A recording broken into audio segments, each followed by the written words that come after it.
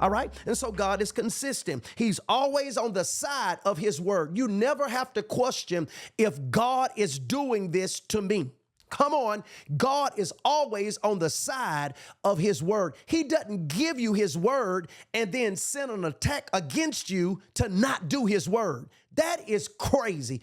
I'm telling you, even, no disrespect, even from our pulpits, with our doctorates, with our PhDs, with our masters, with our prophetic gifts, with word of wisdom, with word of knowledge, with prophecy, with tongues, we are still misunderstanding God. The gift is just working. It has to work because it's on God to make the gift work. But God is always on the side of his word. He is not against his word. In other words, he would never allow something to tempt you not to do his word. That's almost like me telling my child I can't clean their room.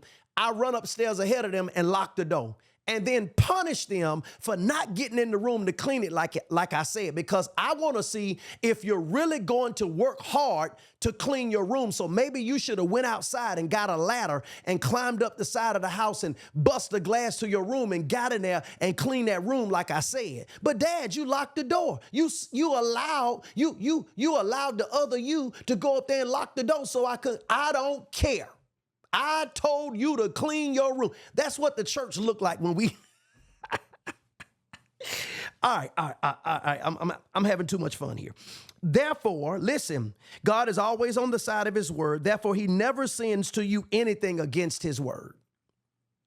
He never sends to you anything that's against his word. Here's Deuteronomy 30:19. See, one thing about me, I'm not going to talk. I'm going to give you scripture. Deuteronomy 30:19. I call heaven and earth to record this day against you, that I've set before you life and death, blessing and cursing. Therefore choose life, that both thou and thy seed may live. James 1:17. Every good gift, my God, and every perfect gift is from above and cometh down from the Father of lights. This is how we know the difference between Satan and God. Every good and perfect gift comes down from above. Watch this. With whom is no variableness, neither shadow of turning. So at no time does down from heaven come a bad gift or an imperfect gift. There's no variableness. I told you God is on the side of his word. Watch this. So watch this, neither shadow of turning. If there is no darkness in him, he doesn't use it because it would confuse you. Listen. That's 1 John chapter 1, verse 5 in the Amplified. And this is the message of promise, which we have heard from him and now are reporting to you.